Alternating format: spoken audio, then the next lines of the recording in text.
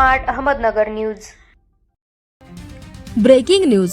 अहमदनगर शहरात जड वाहने बंदी असून सुद्धा शहरात प्रवेश करतात आज दिनांक 5 ऑगस्ट 2025 रोजी संध्याकाळी 8 वाजता ट्रॅफिक पोलिसांची SP चौकात जड वाहनांवर मोठी कारवाई।